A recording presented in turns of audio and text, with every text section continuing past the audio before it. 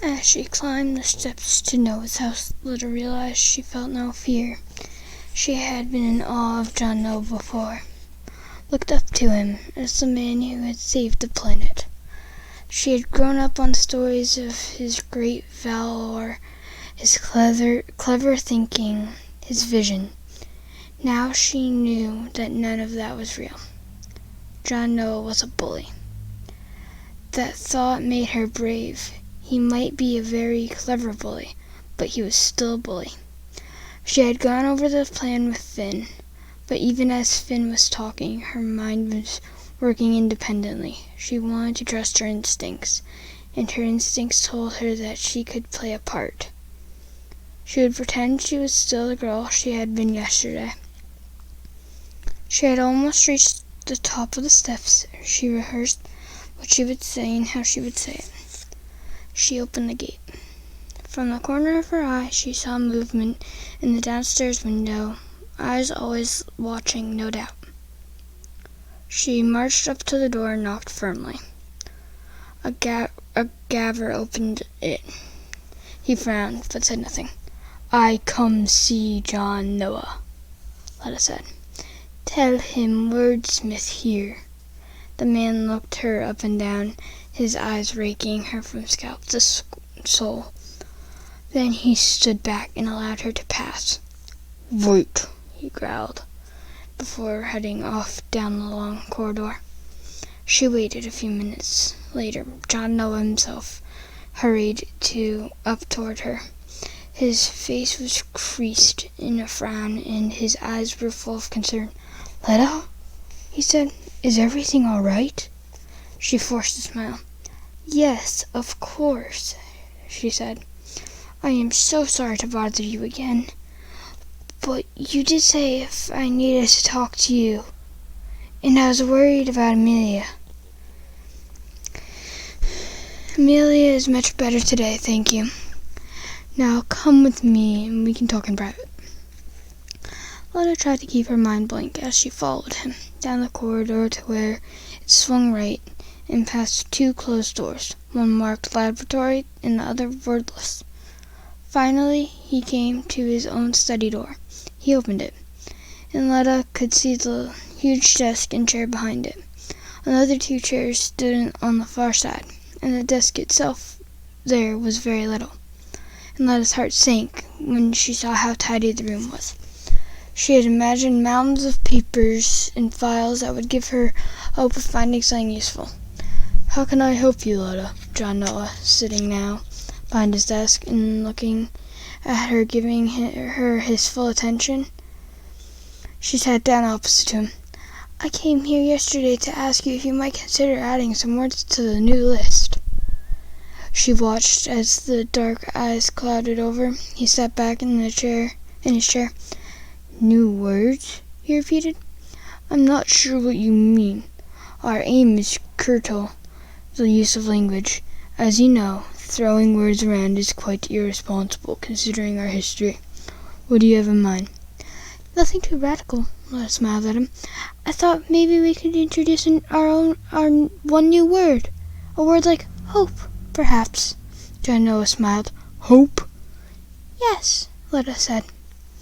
"I think it is a fairly harmless word, but it acknowledges that people do hope and harmless."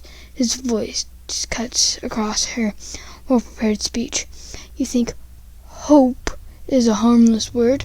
I'm afraid I would have to disagree with you there, child." "Would you?" Letta said, assuming a puzzled expression. "May I ask why?" Noah nodded. "Hope looks to the future, does it not?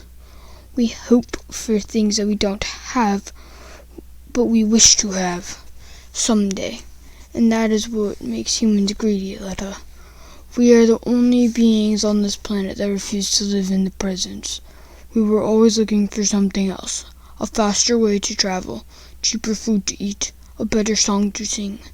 Do the deer that you live beside think like that, Letta? Do the cows or the birds? No, only men." "I never thought of it like that," Letta said. Noah stood up. Of course you didn't, Letta. You are too young, and you have always lived in a time of peace. My experience, I'm afraid, is very different. He came out from behind the desk and put a hand on her shoulder. Hope is a lovely word, he said. A relic from another time, but is not practical, Letta, and it sends out the wrong message. Here in Ark, we don't hope. We do. Letta nodded. I see, she said. I'm sorry. I didn't understand. I have wasted your time. She bowed her head, hopping. She looked so suitable, humble. John Noa patted her shoulder. You do not waste my time. Letta, you are the wordsmith now. You have to learn, and I am happy to teach you. You are always welcome here. Thank you, Letta said.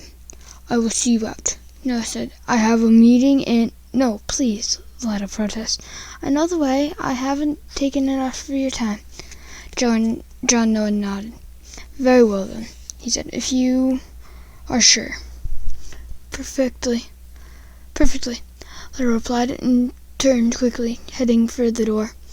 She walked down the corridor, not looking back. There was no one around, though she could hear voices coming from somewhere above her. The second door she passed was open. Letta stopped and looked inside. She looked over her shoulder and then into the room again. A laboratory, she thought, slipping inside and closing the door behind her. The walls were dyed white, and the room had only one window, a narrow opening with a wide sill on the inside. One wall of the room was lined with capacious tin vats. Letta approached the nearest one cautiously. The vat was full of water, and in the water she could see pulped paper, thick and stoogy, congealing in clumps. Curious now, she fished some of it out. She held the sodden paper for a moment, and she could see that it had once been written on, and had streaks of red ink running through it. And then she saw it, a piece of paper still intact, clinging to the side of the vat. Carefully she peeled it off. The letters were already blurred, but Letta knew what they said. Future. A time yet to come, Letta said softly. A time yet to come. With a rush she understood what was happening here in the sterile room. Noa was destroying words, recycling the small cards, pulping them to make new paper. The words that Benjamin had collected. The words Letta had transcribed. Tears pricked her ears. Why? Why had he charged them with the task of finding every remaining word if he had always intended to destroy them? Nothing wasted, nothing lost. That was what Noa preached, and she had believed him. She felt as though all the air had been sucked from the room. They had not been saving words for a time when man could be trusted with them. They had been destroying them, destroying what was left of the language.